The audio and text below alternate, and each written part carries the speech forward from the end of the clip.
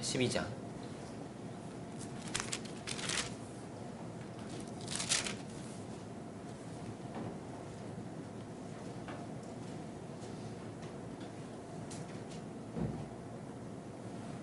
(19절부터) 보겠습니다. 로마서 12장 19절로 21절까지 제가 찾으신 줄로 알고 공독하겠습니다. 내 사랑하는 자들아, 너희가 친히 원수를 갚지 말고 진노하심에 맡기라. 기록되었을 때 원수 갚는 것이 내게 있으니 내가 갚으리라고 주께서 말씀하시니라. 내 원수가 줄이거든 먹이고 목마르거든 마시오라. 그리하므로 내가 숯불을 그 머리에 쌓아 놓으리라. 악에게 치지 말고 선으로 악을 이기라. 아멘. 13장도 보겠습니다. 13장 8절부터 10절까지를 찾으신 줄로 알고 제가 봉독하겠습니다. 피차 사랑의 빛 외에는 아무에게든지 아무 빚도 지지 말라. 남을 사랑하는 자는 율법을 다 이루었느니라. 간음하지 말라, 살인하지 말라, 도적질하지 말라, 탐내지 말라 한 것과 그 외에 다른 계명이 있을지라도 내 이웃을 내 자신과 같이 사랑하라 하신 그 말씀 가운데 다 들었느니라. 사랑은 이웃에게 악을 행치 아니하나니 그러므로 사랑은 율법의 완성이니라. 아멘. 말씀의 제목 율법의 완성, 이런 제목으로 보겠습니다. 한 몇 주쯤 전에 제가 어릴 때부터 다녔던 교회에서 방문을 오셨습니다. 그래서 예배를 여기서 이제 간단하게 드리고 식탁교제를 하는 시간이 되었습니다. 저의 맞은편에 어떤 이제 40대 한 중반에서 후반쯤 되는 부부가 앉아 계셨는데 사이가 좋아 보였어요. 이런저런 이야기를 했습니다. 은혜도 나누고, 그리고 나는 이렇게 살이 안 찐다, 그분은 나는 뭐 이렇게 물만 마셔도 난 살이 찐다, 뭐 이런 얘기 있잖아요. 그런 얘기를 그냥 이렇게 저렇게 나눴습니다. 근데 이제 그 아내분하고 같이 이렇게 이야기가 나오는데 참 남편이 고생이 많다고 뭐 이런 얘기를 하다가 남편이 이런 얘기를 하는 거예요. 난 내 전부를 준 거지 뭐, 이러는 거예요. 전부를, 이런 표현 잘 안 하잖아요. 근데 그냥 자연스럽게 나오는 거예요. 그렇게 자연스럽게. 그게 어떤 막 교환해서 이런 것도 아니고 입이 막 가볍고 그런데 어색한 것도 아니고. 근데 전 이제 아내분을 이렇게 봤죠. 아내분이 이렇게 전부를 죽이는 뭐 이러면 이제 그건 이제 아니잖아요. 근데 그런 것도 아니고 또 다른 주제로 그냥 이렇게 얘기를 했어요. 했는데 보니까 이분이 어떤 분이냐면 그런 분인 거예요. 아내가 밥 먹으러 하면 밥 먹고, 아내가 정수하면 정수하고, 늘 대답이 알았어, 이런, 그래 알았어, 이런 분이에요. 보니까 뭐 일찍 와, 그래 알았어, 여보 청소 좀 해, 그래 알았어. 그냥 이런 분인 거예요. 이게 뭐 그런 게 느껴졌습니다. 남자의 순정이랄까. 그런 게 느껴지는 거예요. 이분 참 순정파구나. 참 이분이 멋있는 분이네. 멋있는 분이 내 앞에 있구나, 이런 생각이 들었습니다. 이 사나이의 순정을 이 아내분이 이걸 참 귀하게 생각할까, 이런 생각이 드는 거예요. 또 귀하게 받을까. 참 이게 귀한 그런 것인데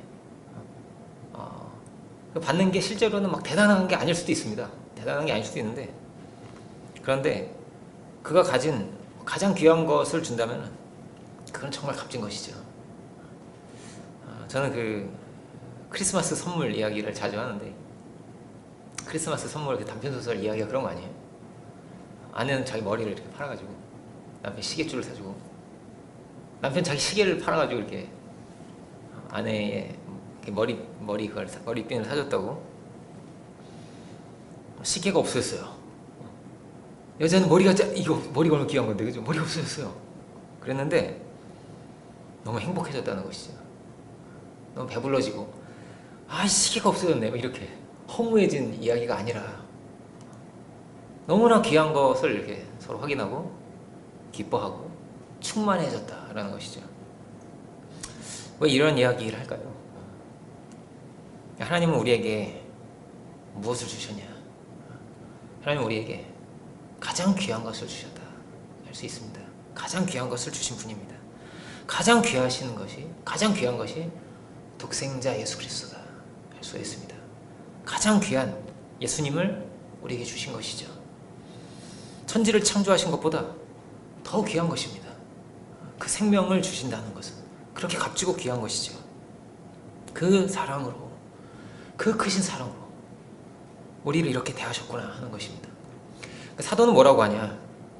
아무것도 없는 자 같으나 나는 모든 것을 가졌다 라고 말합니다. 나는 모든 것을 가진 자다. 가장 큰 것을 내가 가졌다.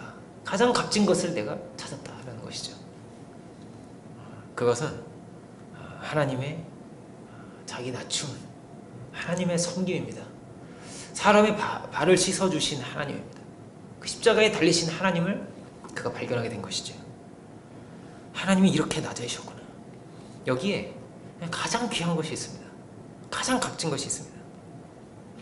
사랑은 율법의 완성이다 이렇게 되어 있습니다.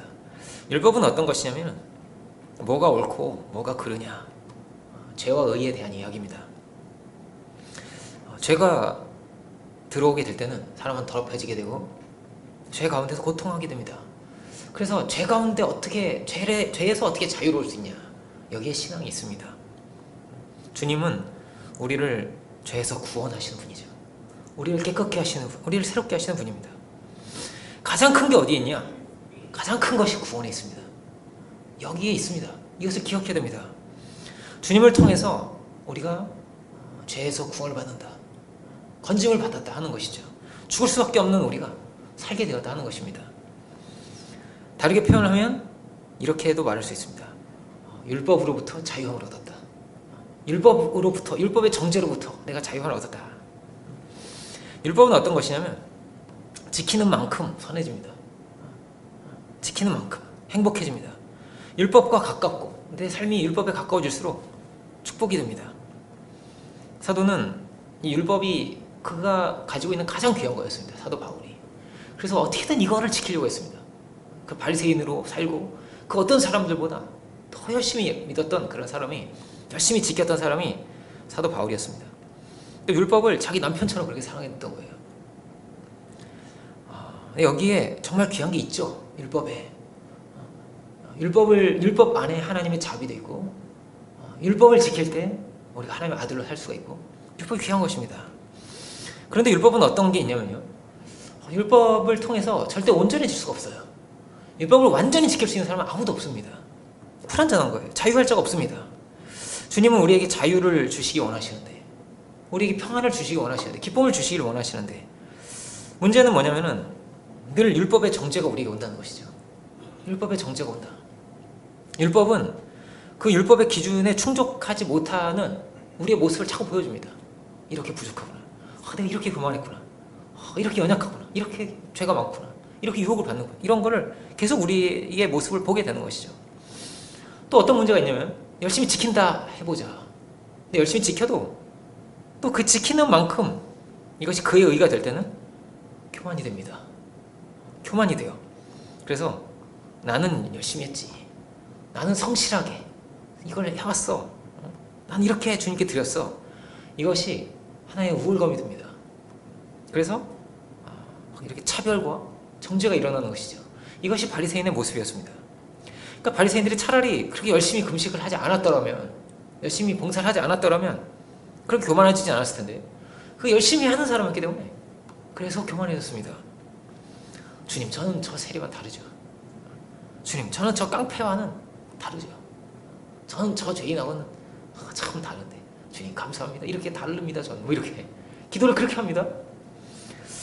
그러면서 바리새인은 축복을 당연하게 여기게 됩니다.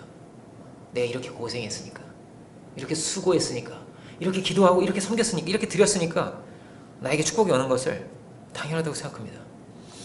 당연하다고 생각하면요, 제일 먼저 오는 문제는 뭐냐면 감사가 없어집니다. 당연히 받을 거 받는데 왜 감사하겠어요? 당연히 월급을 안 주면 그게 막 기분이 왜 월급 안 줘요? 화가 나잖아요. 그죠? 당연히 축복을 주셔야 되는데 안 주잖아요. 그러면 기분이 나빠요. 화가 나기 시작합니다. 감사가 없죠. 말씀대로 난 이렇게 했는데. 이게 병든 신앙인의 모습입니다. 율법을 지키지만, 바리새인이 열심히 하지만 진짜 의로운 자가 되지 못하는 거예요. 예수님 뭐라고 말씀하시냐? 세리가 그보다 더 어렵다.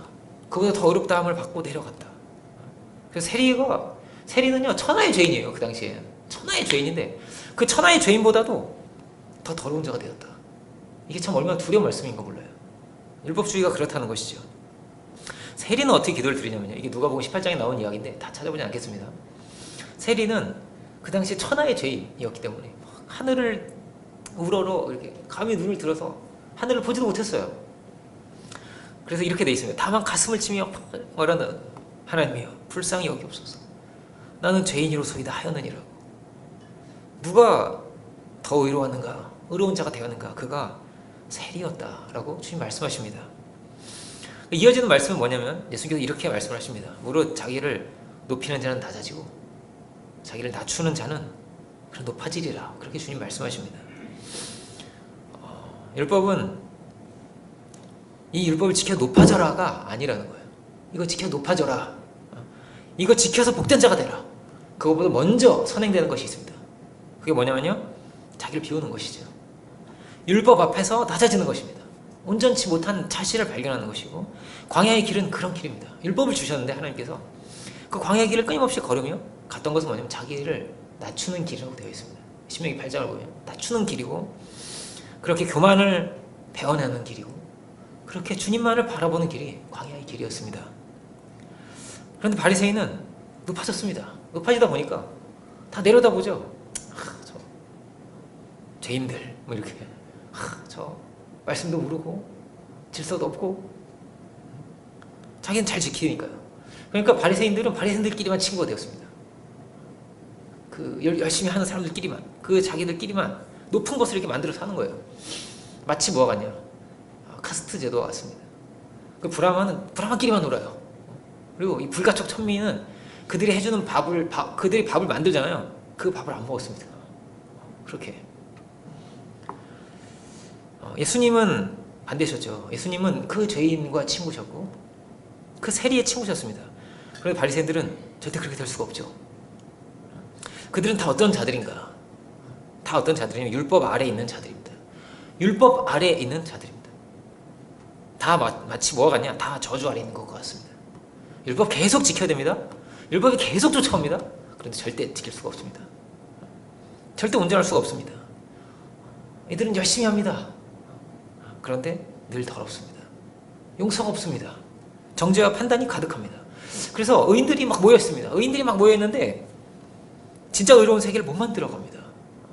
열심히는 하는데 하면 할수록, 열심히 할수록 더 깨끗해지지를 못합니다. 더 죄인이 됩니다. 더 교만해집니다. 이걸 이율배반이라고 하죠. 열심히 하는데 잘 안 돼요. 열심히 하는데 다른 쪽으로 갑니다. 그 원인이 뭘까? 가장 큰 것을 잃어버렸기 때문입니다. 가장 큰 것을 잃어버렸습니다. 그것이 하나님의 은혜죠. 무엇이 우리를 깨끗게 하는 것이냐? 주님만이 우리의 죄를 사하실 수가 있는 분입니다. 주님만이 우리를 깨끗게 하시는 분입니다. 율법은 뭐냐? 율법은 여기에 있습니다. 예수님이 너의 죄가 사해졌는 일을 하니까 바리새인들이 뭘 어떻게 생각하죠? 감히 하나님만이 죄를 사할 수 있는데 감히 죄를 사한다고 말하다니, 이렇게 말하잖아요. 그죠? 누가 죄를 사하시는 분인가? 하나님이 우리를 깨끗게 하시고 죄를 사하시는 분입니다. 그런데 자기 행위에 가려져서 자꾸 그것을 놓치더라는 거예요. 잃어버리더라는 것이죠. 우리는 용서를 값없이 받았습니다. 값없는 은혜로 우리가 주 앞에 나아가게 된 것입니다. 절대 나아갈 수 있는 자들이 아닙니다. 죽을 수밖에 없죠. 그럼 우리를 주께서 건지셨구나. 주께서 우리에게 은혜를 베푸셨구나. 그 십자가의 은혜로 우리가 구원을 받았습니다. 십자가의 은혜죠. 오직 은혜입니다. 그 은혜로 우리가 구원을 받은 것입니다. 왜 우리를 건지셔야 하는가? 왜 이런 고초를 당하셔야 하는가? 왜 그 발을 씻어가면서 친히 발을 다 씻어주시고 살과 피를 그렇게 다 이렇게 다 주시려고 하시는가? 그게 하나님의 사랑이었습니다. 순정과 같죠? 하나님의 순정입니다. 우리는 어떤 자리에 있냐? 가장 귀한 것을 받았습니다. 가장 귀한 것을 받은 자리에 있었습니다. 그 가장 귀한 것을 받았다면요, 가장 귀한 것을, 그 귀한 것을 귀하게 볼 수 있어야 됩니다. 그럼 어떻게 되는 거죠? 부자가 되는 것입니다. 충만케 되는 것입니다. 내 안에 넘침이 오는 것입니다. 내가 열심히 했는데, 내가 고생했는데, 내가 잘했는데, 내가 중심이 되면 그때부터는 은혜를 잃어버리기 시작합니다. 해서 받는 거니까요. 해서 주세요 이렇게 되니까 은혜는 아니에요. 해서 받는 건 그죠? 은혜는 아닙니다. 절대 놓쳐서는 안 되는 것입니다. 그게 뭐냐면 은혜로 말미암은 구원입니다. 은혜로 말미암은 구원입니다. 절대 십자가의 그 은혜와 다른 것을 바꾸려고 해서는 안 됩니다. 비할 수 있는 것이 아닙니다. 그 은혜로 구속함을 받았구나. 여러분 이것을 우리가 참으로 붙들고 살아갈 수 있기를 원합니다. 그 사도는 늘 그 은혜에 감사가 있었습니다. 넘치는 감격이 있었습니다. 자기는 죄도 많았거든요. 많은 사람을 괴롭히고 감옥에 집어넣고 사람을 죽이기도 했습니다. 넘치는 감사와 그리고 뭐냐 빚진 마음이에요. 나 같은 애 이렇게 부르시다니 이것이 얼마나 큰 은혜인가. 그런데 율법이 앞서가게 될 때는 늘 정죄가 나오기 시작합니다. 늘 불평이 나오기 시작합니다. 분노가 일어나게 됩니다. 이것이 포도원 품꾼의 비유입니다. 주인에게 이렇게 말하는 거예요. 주인님 저는요 아침부터 이렇게 일찍 와가지고 하루 종일 이렇게 고생을 했어요. 그런데 저 1시간밖에 일을 안 한 저 사람하고 지금 나를 똑같이 취급을 하시다니 이런 거거든요. 막 이런 거예요. 어떻게 그럴 수 있냐. 기분이 나빠졌습니다. 율법에 앞서가기 시작하면요 그 순간부터는 난 율법에 속한 자가 됩니다.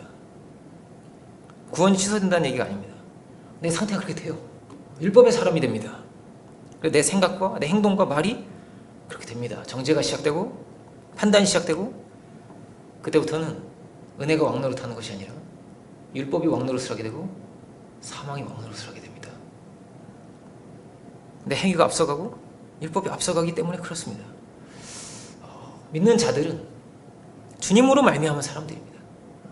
은혜로 말미암은 사람들입니다. 이것을 기억해야 됩니다. 이게 로마서 5장의 이야기죠. 은혜가 왕노릇하게 하려고 하는 것이다. 은혜가 왕노릇하게 하려고 하는 것이다. 여러분 우리가 은혜가 왕노릇하는 우리의 삶이 되기를 원합니다. 주님이 왕이신 우리의 삶이 되기를 원합니다. 가장 귀하신 분을 우리가 붙들고 살아갈 수 있기를 원합니다. 그러면 그는 자유한 것입니다. 그는 평안한 것입니다. 정죄함이 없죠. 왜냐하면 그리스도 안에서 모든 것이 정리가 되고 모든 것이 새로워지기 때문입니다. 초대교회에 아주 처음 순교자죠. 스데반이 처음 순교를 당하게 됩니다. 아마도 이게 굉장히 충격적인 일이 되어서 그 다음 장면부터는 어떻게 되냐면은 교회가 그 성도들이 뿔뿔이 다 흩어져요. 그 12명의 사도는 예루살렘에 있지만 너무 핍박이 거세지면서 다 도망칩니다. 얼마나 두려워요, 그죠?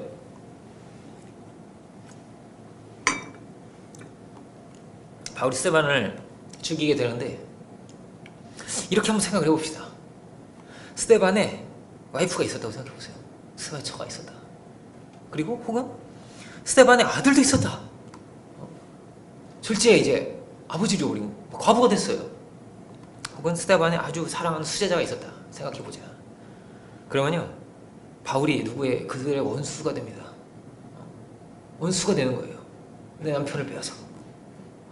우리 아버지의 원수 이 중국 영화에 자주 나오는 거 아니에요? 우리 아버지의 원수.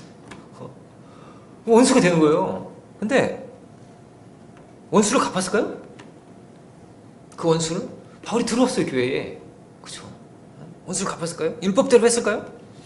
그를 받아준다는 건 절대 쉬운 일이 아닙니다. 그가 지금 스데반만 그렇게 한 게 아니에요. 수많은 사람들을 감옥에 넣었습니다. 수많은 사람을 괴롭혔습니다. 수많은 가정이 파탄났을지도 모릅니다. 수많은 교회가 문을 닫았을 것입니다. 그렇게 되었습니다. 원수였습니다. 사도 바울 자기도 그렇게 말을 합니다. 원수였다고. 나는 핍박적 포행자였다고. 율법대로라면 어떻게 됩니까? 죽어야죠. 똑같은 것을 그가 당해야 되는 것이죠. 그대로 당해야 되는 것이죠. 그런데 그에게 은혜가 임하게 됩니다.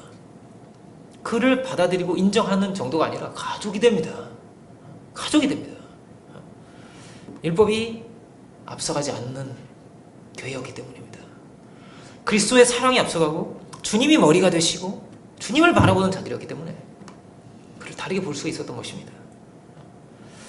그 구원의 큰 은혜 가운데, 넘치는 은혜 가운데 그들이 있었기 때문에 그렇게 가족이 될 수 있었던 것이죠. 원수된 것이 앞서가고, 얼마나 억울한 일이에요. 남편이 이러고 생각해보세요. 그죠? 얼마나 억울한 일이에요. 내가 심판하려고 했다면 절대 하나가 될 수가 없죠. 절대 가까워질 수가 없는 것입니다. 그런데 십자가 아래서는 달랐습니다. 모든 정죄가 못 박히고 모든 미움이 사라지고 내가 받은 주님의 나를 향하신 그 은혜대로 그를 대하려고 했기 때문에, 그 사랑으로 그를 대하려고 했기 때문에 달랐던 것이죠. 율법의 공동체에서는 있을 수 없는 이야기입니다. 율법의 공동체에서는 늘 어떤 넘침은 없는 거예요. 넘침은 늘 눈에는 눈, 이에는 이고 늘 1대1일 뿐입니다. 그런데 그 넘치는 은혜를 받은 자들, 주님이 왕이 되시고 그 희생을 받은 자들은, 넘치는 은혜를 받은 그들은 달랐던 것이죠. 그들은 천국의 잔치를 만들고 그들 안에서 용서가 일어나고 넘치는 사랑으로 상대방을 대하고 서로 섬겼던 것입니다. 주님이 얼마나 귀하신 분인가, 내가 얼마나 이 귀한 것을 받았는가, 그 사랑을 받았는가, 이것이 우리 안에 충만케 되길 원합니다. 그 귀한 은혜를 발견할 수 있길 원합니다. 주님이 그를 사랑하셨다면, 주님이 그를 회복하고자 하셨다면, 그러면 교회는 받아야 됩니다. 그랬습니다. 이게 아나니아예요. 하나님께서 아나니아에게 말씀을 하십니다. 아나니아야,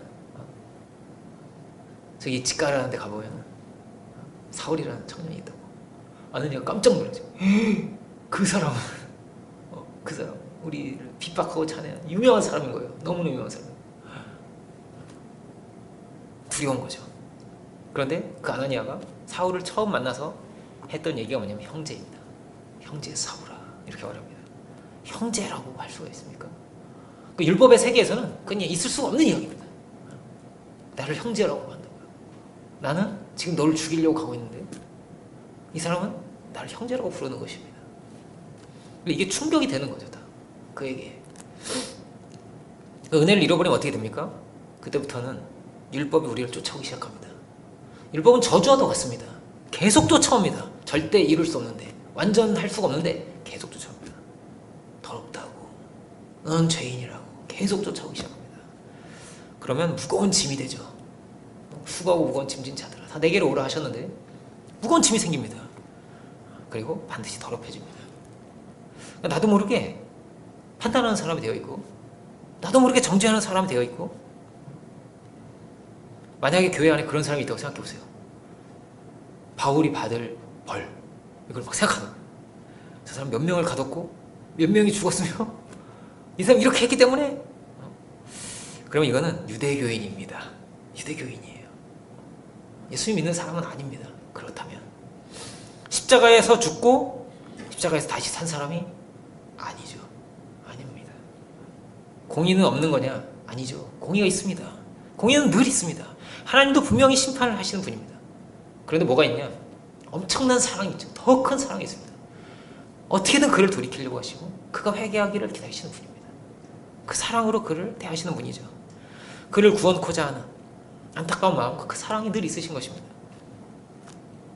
그를 사랑하시고 죄인을 위해서 자신을 주신 주님의 그 십자가가 교회에는 높이 들려있는 것입니다. 가장 귀하게 들려있는 것입니다. 신앙은 뭐냐? 신앙은 죽고 다시 사는 것이다 할 수 있습니다. 죽고 다시 사는 것입니다. 어떤 교양이 아니고 어떤 개선이 아닙니다. 예수님의 십자가를 바라보는 것입니다. 그래서 죽고 다시 사는 것입니다. 어떤 고상한 지점에 도달하는 것이 아닙니다. 그것은 나중입니다. 아무리 고상해져도 결국은 율법 아래 있습니다. 결국은 심판 아래이고 결국은 정죄 아래 있는 것입니다. 결국은 죄와 죽음을 이길 수가 없습니다. 율법의 길로 간다면 그렇게 됩니다. 결국 율법 아래 있습니다. 율법의 길로 가고자 한다면, 정말로 가고자 한다면 완전해야 됩니다. 완전해야 됩니다. 근데 하나님 말씀은 하시는 온전함이라는 것은 그런 것이 아닙니다. 하나님의 사랑이죠. 자비의 사람이 되라는 것입니다. 최고의 지혜는 어디에 있냐? 하나님께 있습니다. 주님께 맡기는 데 있습니다. 예수님은 말씀이 육신이 되셨다 이렇게 표현되어 있습니다. 말씀이 육신이 되셨다. 예수님 자체가 그냥 로고스셨다. 살아있는 진리셨다는 것입니다. 완전하다는 거예요. 이 말은 어떻게 완전하시냐? 어떻게 모든 게 다 진리고 모든 게 다 온전하며 부활이 그것을 우리에게 말해주고 있는 것입니다. 주님은 부활하셨죠. 죄가 없으신 분입니다. 완전한 분이심을 우리에게 말하고 있는 것입니다. 로마서 1장은 이렇게 말하고 있습니다. 성결의 영으로는 죽은 가운데서 부활하여 하나님의 아들로 인정되셨다. 성결의 영이라고 말합니다. 깨끗하신 분, 부활해서 하나님의 아들로 인정되신 분. 어떻게 죄가 없으시냐? 죽음을 이기신다라는 것이죠. 이거 완전하시다 이 말입니다. 놀라운 선언이죠. 주님은 이 땅에 오셔서 사랑으로 사셨습니다. 하나님의 그 사랑을 드러내셨습니다. 그 사랑을 아는 자가 또한 복음의 길을 가게 됩니다. 그 주님의 은혜의 길을 가게 됩니다. 주님은 죄인을 사랑하신 것입니다. 그 정죄의 세계를 바꾸신 것입니다. 그런 얘기 한 적 있죠. 주님은 전쟁을 끝내러 오신 분이다. 환자가 전쟁이 막 나면 환자가 계속 나오잖아요. 그죠? 환자도 고치셨어요. 주님이 고치시고 죄인도 회개도 시키시고 하셨는데 한 사람 한 사람 만나셨지만 물론 그것도 필요하죠. 중요하죠. 더 중요한 것은 전쟁이 끝나야 됩니다. 이 정죄가 끝나야 됩니다. 미움이 끝나야 됩니다. 원망이 끝나야 됩니다. 사랑이 율법의 완성이다. 주님은 말씀하십니다. 여기에 아들의 길이 있다. 십자가의 그 아들의 길, 사랑의 그 길이 여기에 있다 하는 것이죠. 사랑이 최상위의 법입니다. 하나님을 사랑하고 이웃을 사랑하는 자가 있다면 그는 율법을 다 이루었다. 다 이루었다 이렇게 되어 있습니다. 놀라운 말씀이죠. 늘 어떠냐?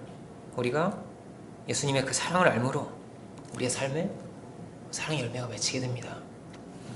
사랑의 삶이 될 수가 있는 것입니다. 사람으로서는 할 수 없습니다. 죄인을 사랑한다는 것은 상처 준 자를 그것을 용서하고 그것을 넘어서 그를 사랑할 수 있다는 것은 사람으로서 할 수 있는 일이 아닙니다. 은혜죠. 그를 용서하고 그를 받게 되는 이 모든 것이 성령의 역사입니다. 어떻게 바울을 사랑하냐? 어떻게 바울을 받아주냐? 어떻게 바울과 형제가 되냐? 다른 게 아닙니다. 십자가가 중심이기 때문에 그렇습니다. 주의 은혜가 중심이기 때문에 그렇습니다. 이게 값싼 것이 아닙니다. 아주 값비싼 대가입니다. 값비싼 대가입니다. 너무나 귀한 희생입니다. 엄청난 희생입니다. 그렇습니다. 예수님의 희생이고 교회의 희생입니다. 그 쌤의 처가 있다면 그게 엄청난 희생이라고 그래요. 엄청난 희생입니다. 귀한 것을, 그 희생을, 그 귀한 것을 귀하게 받는 것입니다. 훈련은 뭐냐? 여기에 다 있습니다. 귀한 것을 귀하게 받는 것입니다. 귀한 것을 정말로 귀하게 여기고 살아가는 것입니다. 복음을 귀하게 여기고 살아가는 것, 말씀을 귀하게 여기고 살아가는 것, 내가 받은 구원을 어떻게 귀하게 여기고 살아가는가, 그 은혜를 어떻게 귀하게 여기고 살아가는가. 그런가 하면 이제 이웃을 사랑해야죠. 어떻게? 내 남편을 귀하게 여기고 살아가는가, 내 아들을 귀하게 여기고 살아가는가, 내 자녀를, 내 아내를, 친구를 어떻게 귀하게 여기고 살아가는가. 여기에 복음이 있습니다. 성찬이 그런 거죠. 성찬을 먹을 때 함부로 먹지 말라는 거예요. 왜 그렇습니까? 귀한 것이기 때문에 그냥 떡 먹고 맛있겠네 이러고 떡 막 먹듯이 이렇게 먹으면 안 된다는 거예요. 귀하게 받으라는 것이죠. 예수님의 희생이기 때문에 그 희생을 받는 그것입니다. 이것이 성찬이죠. 훈련은 뭐라고요? 귀한 것을 귀하게 받는 것을 배우는 것입니다. 여기에 그게 멋이 있는 거예요. 귀하게 받는 그가 아름다운 사람입니다. 그가 귀한 사람입니다. 귀한 것을 값싸게 여기는 자가 있다면 귀한 사람이 아니죠. 그렇습니다. 오래전에 미량이라는 영화가 있었습니다. 미량이라는 영화는 고발하는 영화예요. 값싼 기독교를 고발하는 그런 영화입니다. 미숙한 기독교, 값싼 기독교를. 코바라는 영화입니다. 용서를 하기가 너무 힘들어요. 아까 아들을 죽인 살인범을 만나는 이야기입니다. 자기 아들이 유괴가 된 거예요. 여자가 남편도 잃어버리고 아들만 하나 남았는데 이 아들이 죽은 거예요. 유괴돼가지고. 막 귀한 기도를 막 하고 은혜 가운데서 내가 저를 용서해야겠다 이런 마음을 가지고 갔어요. 얼마나 큰 희생이에요. 그죠? 이 큰 희생인데 이 귀한 것인데 이 귀한 것을 귀하게 받고 두렵게 받고 이런 게 없어요.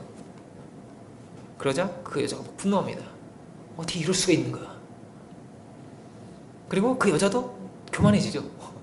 교만해지고 그도 막 분노하고. 다 어떤 이야기입니까? 십자가는 없었다는 것이죠. 복음을 놓쳤다는 것이죠.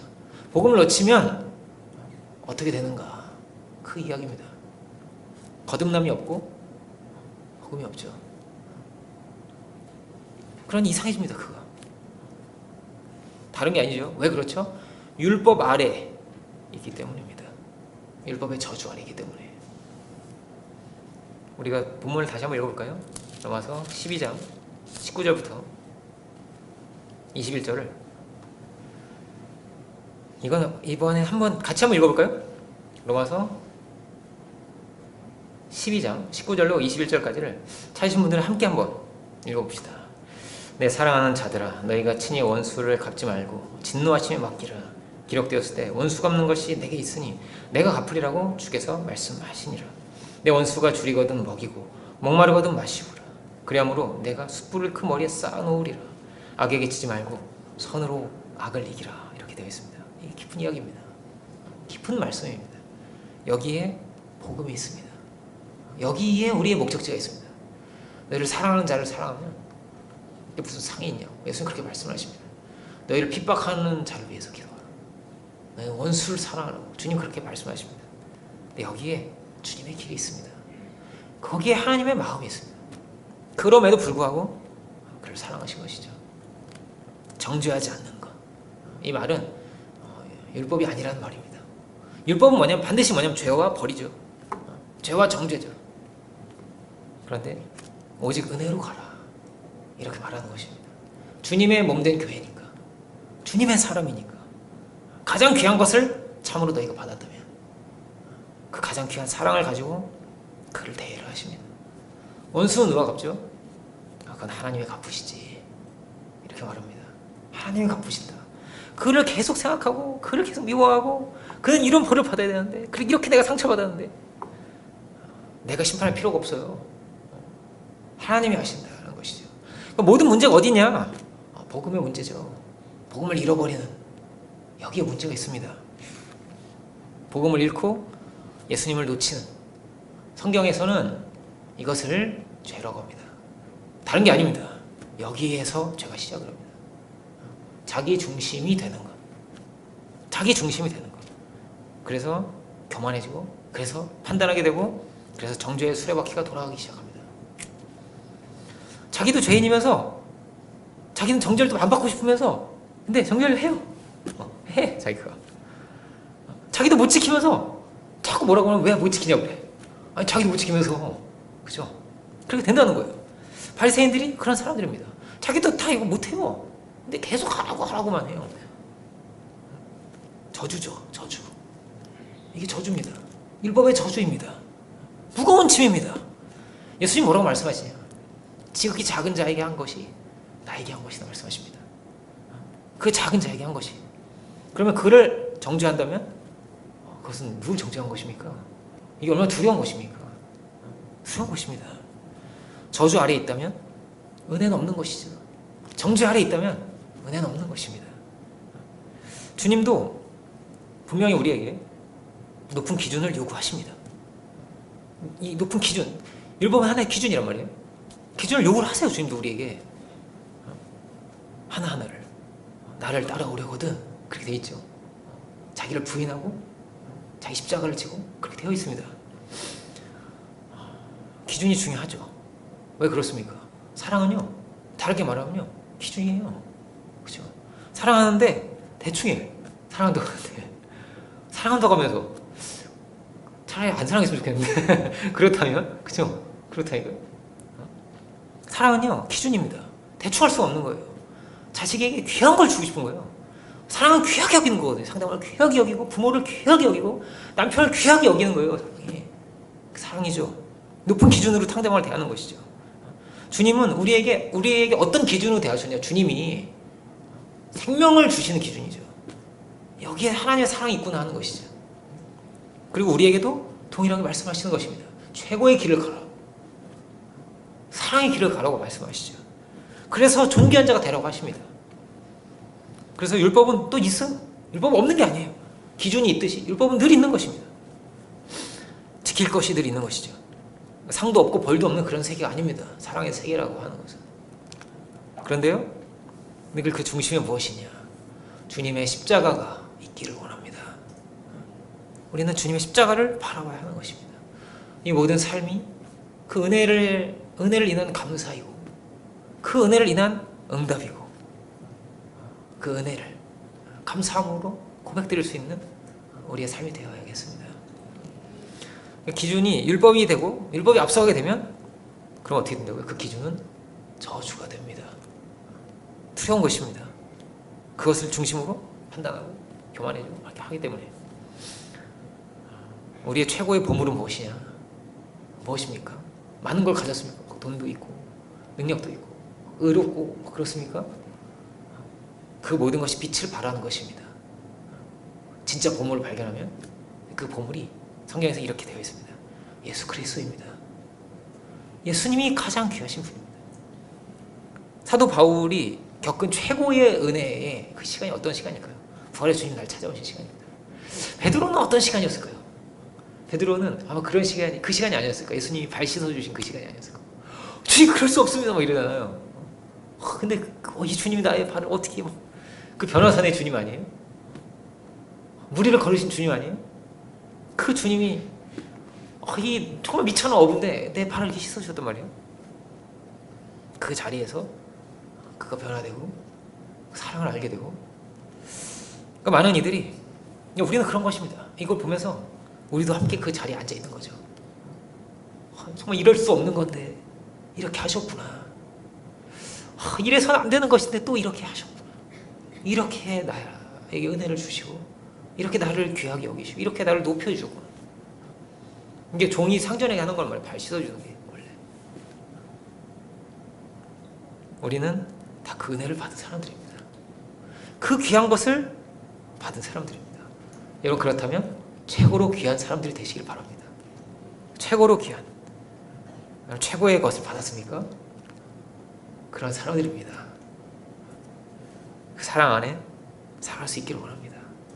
사랑은 율법의 완성이다. 엄청난 말씀입니다.